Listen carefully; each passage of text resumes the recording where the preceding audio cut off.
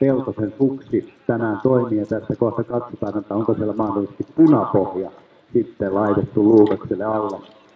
Ei kyllä näy punaista pohjaa, sen verran kovaa mentiin, että ei ehtinyt katsoa, että minkä värinen pohja, mutta todennäköisesti eilinen iltahan on laitettu voiteluun nämä kiemurat ja koukut ja pujottelut.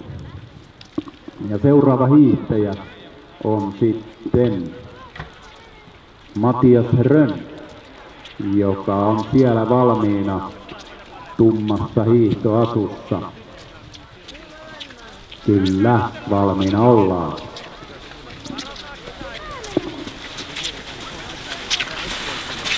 Jossa lähtöluvan sai juuri Matias Rönn. Vai Matias Lukkari? Lukkarin Matias se olikin numerosta päätellen 43, joka matkaan pääsi, eli tarkoittaisiko se sitä, että Rönn on sitten pois jäänyt.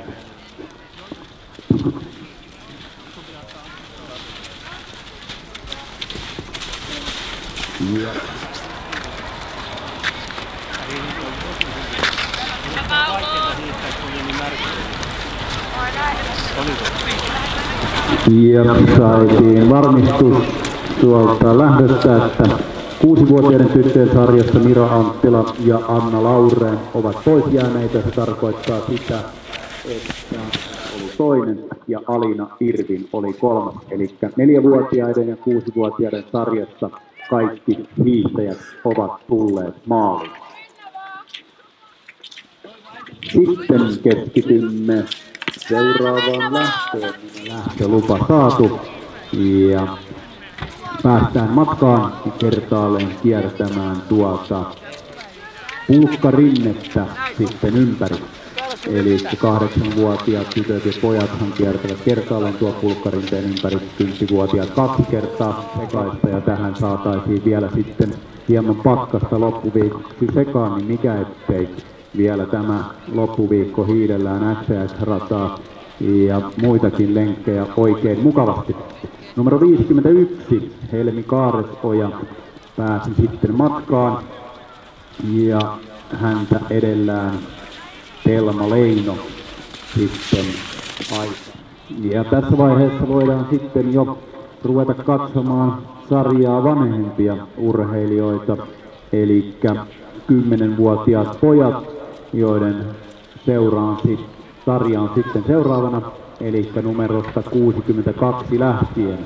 Toole Lauri Saha. Tässä oli pojat 10-vuotiaiden sarjan osallistujat samanaikaisesti.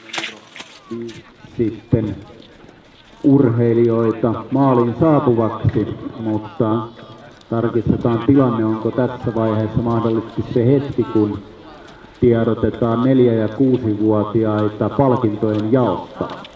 Jako on aivan hetken kuluttua tuolla kahvion rakennuksessa.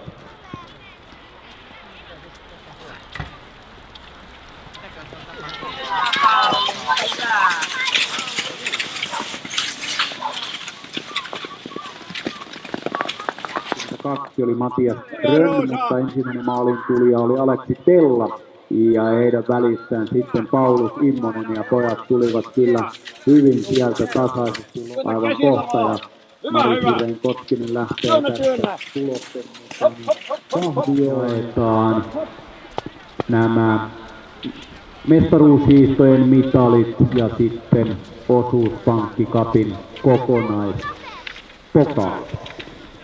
Seuraava maaliin tulija on numero 40, on maalissa näin. Hienosti. Sujui Matiakselta tuo reissu ja seuraavaksi sitten tässä silmieni alla Alina Kiviranta Järvenpäästä. Kiertoa numero 60 on Fanni Taiveaho Tuusulasta ja Fanni näyttää määrätietoisesti etenevän kohti Pulkkamäen kiertoa ja sarjassa 8 vuotta. Hän oli sitten viimeinen lähtijä. On loppusuoran päästä ja siellä on ainakin Espoon hiihtoseuran sinisiä värejä tulossa. Hän on 53 Charlotte Knape, joka on seuraavana maalissa. Näin. Äiti on tuolla off.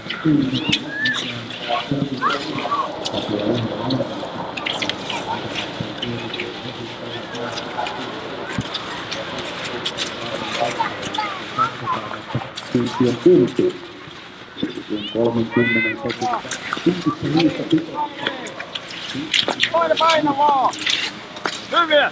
Hyvät aikaa! Paina! Joo, se menee! Hyvä Laura, loppuun asti!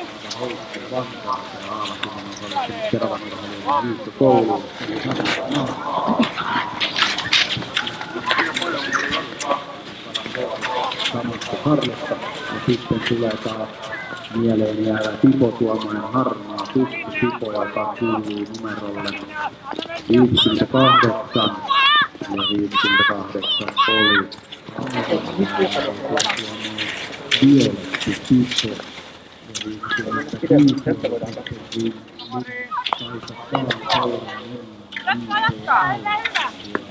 sitten järven päästä niin heitetään sellainen veikkaus, että se voisi mahdollisesti olla järven päin taito. Tulee hyvä! 72 Roosa muuttaminen päästi matkaan. Roosahan aloitti tämän tien ensimmäisen liikkeen hiisaatusta. Onko tässä vielä sitten tuli vielä aivan loppuun siinä tulevat rinta rinnan maaliin.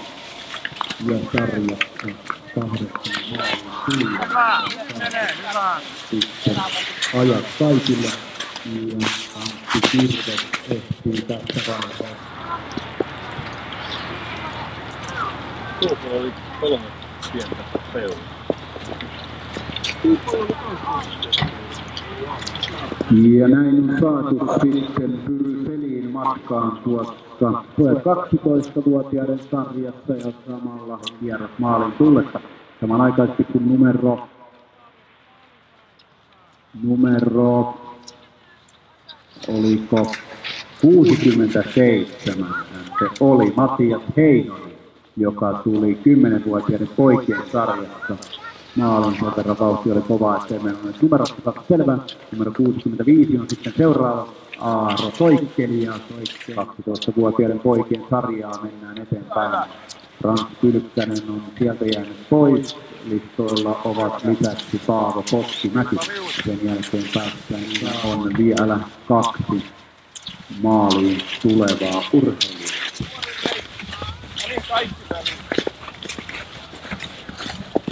Terveisiä hiihtäjille, jotka hiihtävät sarjoissa 16-112 Iiro Cardonalla, joka edustaa Keski-Uudenmaan yleisurheilijoita sarjassa tytöt 14 vuotta. Meillä on, eli 10-vuotiaat pojat on saatu kokonaisuudessaan maaliin ja siellä voitolla Antti Kirves, toiseksi Matias Heinonen, 3. Lauri Suure Soikkeli. Ja tässä samanaikaisesti sitten todetaan se, että 8-vuotiaiden seuraava hiihtäjä, joka oli Aida Tella. Ja tässä nyt on lukuinen hiihtäjä sitten maaliin. Tuo on jo tutuksi tullut punainen puku, joka kuuluu Iina Voutilaiselle. Ja kun katsotaan numeroa, niin sen täsmää pukuun ja toivottavasti myös Tuusulasta, joka edustaa Keski-Uudenmaan yleisurheilijoita. Ja näin ollaan sitten matkalla ja tämän päivän kilpailussa lainaan maastohiihto vapaalla ja kilpailu on Keinukallion mestaruushiidot. Ja hyvän näköisesti hän siellä näyttäisi suksi liukuvan. 12-vuotiaiden sarjaa, jossa sitten listalla seuraavana Aino Risku, Moona Stoole, Senni Ruuskanen, Jenniina Sireen Koski. Ja numero 80 on siellä sitten menossa jo pulkkarinteen kierrokselle. Numero 80 oli Matias Vellonen, jos oikein tuosta näin. Ja 83 Niilo Aivelo sitten heti perässä pulkkarinteen kiertoon. Ja Senni Ruuskanen sai lähtöluvan myöskin. Ja kun kello on 19.18, niin tuohon ensimmäiseen yhteislähtöön, niin numero 82, Paulus Heikkilä, kaartaa tulospalvelukontin takaa tuonne Pulkkamäen kierrokselle ja näin on sitten, niin silloin suksi luisti paljon paremmin. Seuraavana maaliin on sitten tuossa Pyry Selin, 12-vuotiaiden poikien sarjassa.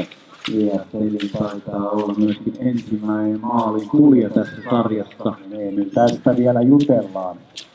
Sitten seuraavan kerran lähdetään Vierumäelle Kimpassa ja tästä lähtee sitten Emili Rynnimään kohmaan Ruuskasta tiukasti tuonne kilpailureitille. 82. Sininen pipo päässä. Ja maaliin seuraavaksi Paavo Koskimäki. Tässä näin on tulospalvelukontin silmien alla. Ja näin myöskin maali.